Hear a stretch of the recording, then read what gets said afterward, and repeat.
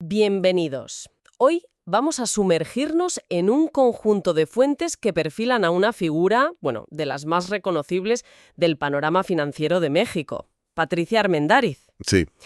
Tenemos notas biográficas, análisis de su carrera, y la describen como una sembradora de empresas. Así es.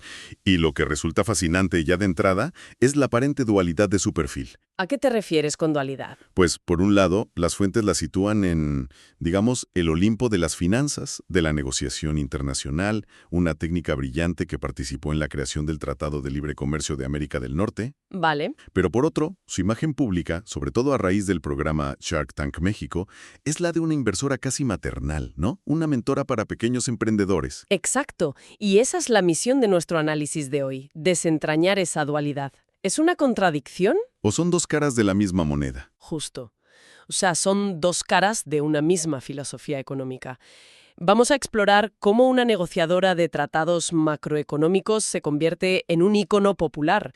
Y que además, según las fuentes, desmitifica el mundo de las inversiones para las nuevas generaciones. Es un recorrido que parece muy interesante, la verdad. Sí, nos llevará desde la crisis económica del 95 hasta conceptos como la inclusión financiera o el nearshoring. Pues empecemos por el principio. Las fuentes destacan su brillante carrera técnica inicial. ¿Sí? Antes de ser la jardinera de los negocios, que es como la apodan, fue una arquitecta del sistema. ¿Qué nos dicen los documentos sobre esa primera etapa? Pues nos pintan el retrato de una economista de altísimo nivel.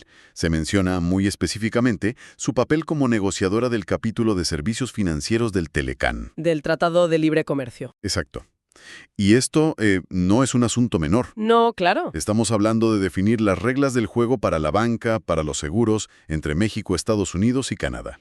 Eso requiere un dominio técnico y una capacidad de negociación, extraordinaria. Desde luego. Es decir, su trabajo inicial era diseñar las grandes autopistas por las que iba a circular el capital a nivel continental. Sí, un enfoque totalmente macroeconómico. Totalmente. Y su siguiente puesto, de hecho, refuerza esa imagen. Las notas indican que fue vicepresidenta de la Comisión Nacional Bancaria y de Valores, la CNBV. Y precisamente durante la crisis del 95. Justo, durante el llamado efecto tequila. Su labor ahí fue de supervisión y rescate en uno de los momentos más turbulentos para el sistema financiero mexicano. Era una reguladora, una figura de poder dentro del establishment económico. Eso es. Y de repente da un giro. Las fuentes marcan un punto de inflexión donde se vuelca al sector privado, pero con un enfoque que parece, diametralmente opuesto. ¿Cómo se produce esa transición? Pues ahí reside el núcleo de su historia. La transición no es tanto un abandono de sus conocimientos técnicos. ¿Es más una reorientación? Exacto. Es una reorientación de su aplicación. Pasa de diseñar el sistema desde arriba a intentar, arreglar sus fallos desde abajo. Vale. Y el concepto clave que define esta nueva etapa, y que se repite en todo el material, es la inclusión financiera. De acuerdo, vamos a desgranar esto porque es fundamental. Sí. Cuando las fuentes hablan de inclusión financiera, no se refieren simplemente a que más gente tenga una cuenta en el banco. Hay una tesis económica detrás, ¿verdad? Exacto. La tesis, según se desprende del análisis, es que existen fallas de mercado sistémicos. De mercado. Sí. En términos sencillos, el gran sistema bancario tradicional, el que está diseñado para operar con grandes empresas, con grandes volúmenes, es estructuralmente incapaz ineficiente a la hora de atender a las pymes. A las pequeñas y medianas empresas. Eso es. No es por mala voluntad, es por diseño. El coste de analizar el riesgo de un préstamo de, 10.000 euros para una panadería es casi el mismo que para un préstamo de 1 millón a una corporación. Pero el beneficio es muchísimo menor. Claro. Entonces el mercado tradicional deja un hueco enorme. Millones de pequeños empresarios que, aunque tengan ideas viables, no pueden acceder al capital. No pueden acceder al crédito que necesitan para empezar o para crecer. Precisamente. Y Armendáriz, con su conocimiento profundo del sistema, identifica esa falla y decide construir un modelo de negocio en torno a ella. Y es interesante porque no lo plantea como una obra de caridad. Para nada. Lo plantea como una oportunidad de mercado rentable. Las fuentes lo dejan muy claro. Su enfoque demuestra que se puede ser rentable apoyando a la base de la pirámide. Y aquí es donde entra en juego Financiera Sustentable, que es su propia empresa, ¿no? Es el vehículo que utiliza para poner en práctica esa teoría. Sí, es su laboratorio y su principal herramienta. A través de ella aplica modelos de crédito diseñados específicamente para ese sector, para el sector desatendido. Y aquí se introduce otra capa interesante que mencionan las fuentes. Sí, El concepto de finanzas verdes, eso es. que va más allá de simplemente prestar dinero. Se trata de a quién y para qué se presta. Exacto. El ejemplo que citan es muy concreto. ¿El de los taxis? Sí, el de la financiación de taxis ecológicos. Es un caso de estudio perfecto. A ver, Por un lado, atiende a un empresario individual, al taxista, que normalmente tendría muchas dificultades para obtener un crédito para renovar su vehículo. es inclusión financiera pura y dura. Totalmente.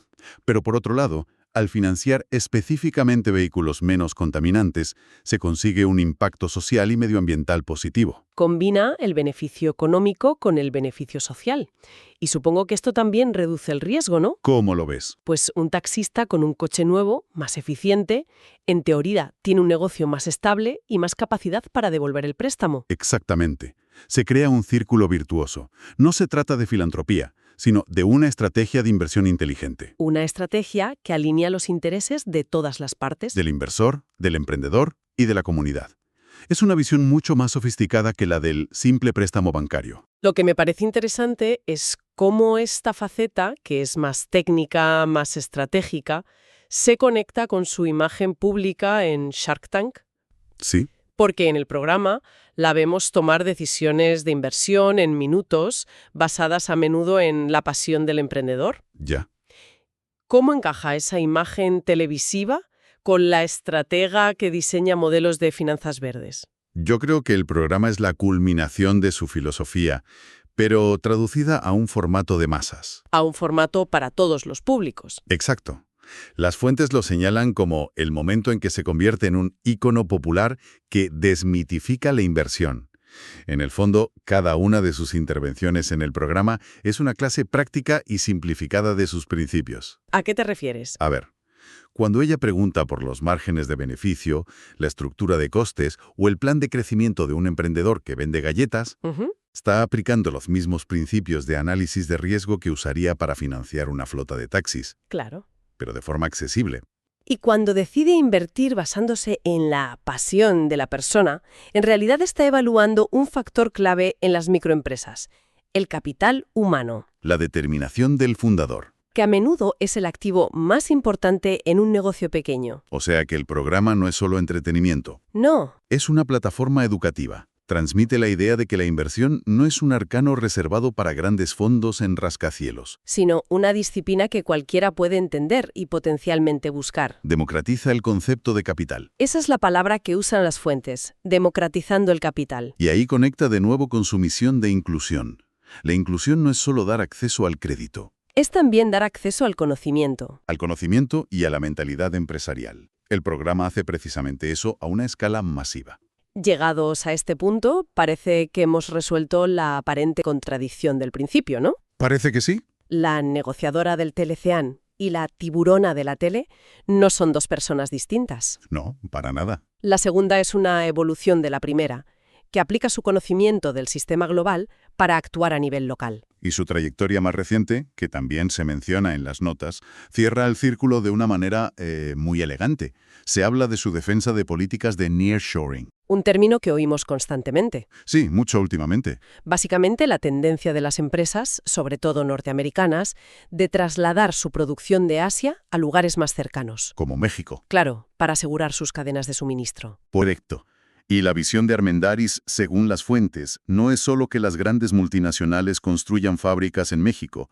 Su propuesta es más profunda. ¿En qué sentido? Busca integrar a los pequeños productores mexicanos en las cadenas de suministro globales de Norteamérica. Aquí es donde se fusionan sus dos mundos. Totalmente. Vuelve a pensar a escala macro, en las grandes cadenas de suministros globales que ella misma ayudó a diseñar con el Telecán. Ajá. Pero su objetivo es que los beneficios de ese gran movimiento no se queden solo en las grandes corporaciones. Sino que lleguen hasta la base de la pirámide. Es la síntesis perfecta de su carrera. ¿Sí? Quiere conectar al pequeño taller de Querétaro o a la cooperativa agrícola de Chiapas con la cadena de montaje de una empresa de tecnología en Texas. Utiliza su comprensión de la macroeconomía para crear oportunidades microeconómicas. La jardinera de los negocios ahora no solo riega plantas individuales. Intenta rediseñar el ecosistema del jardín entero. Para que la luz del sol llegue a todos. Eso es. Entonces, el panorama general que nos dejan las fuentes es el de una figura que ha transitado del diseño de políticas de arriba hacia abajo, El llamado top-down, a la construcción de soluciones de abajo hacia arriba, el bottom-up. para finalmente intentar conectar ambos mundos. Sí, y el hilo conductor es siempre el mismo. La creencia en que el capital, bien dirigido, puede ser una herramienta de transformación. De transformación social y económica.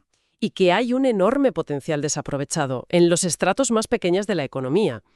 Su carrera parece un argumento práctico contra la idea de que la única forma de crecer es concentrando el capital. Ella propone distribuirlo para hacerlo florecer. Exacto. Esto nos da una visión muy completa. Hemos visto a la técnica, a la reguladora, a la inversora social y a la estratega de desarrollo regional. Todas facetas de una misma trayectoria, centrada en los mecanismos del capital. Y una trayectoria que además la ha convertido en un personaje público con una influencia que va mucho más allá de sus propias empresas. Sí, al modelar una forma de pensar sobre el dinero y los negocios para millones de personas. Muy bien, creo que hemos cubierto los puntos clave del material. La dualidad inicial parece, resuelta en una síntesis coherente. Sí, el retrato es el de una evolución, no una contradicción. Para terminar y como reflexión final para quien nos escucha, las fuentes la presentan como un ícono que ha desmitificado la inversión. Sí. Ha hecho que parezca accesible, casi un camino natural para quien tiene una buena idea.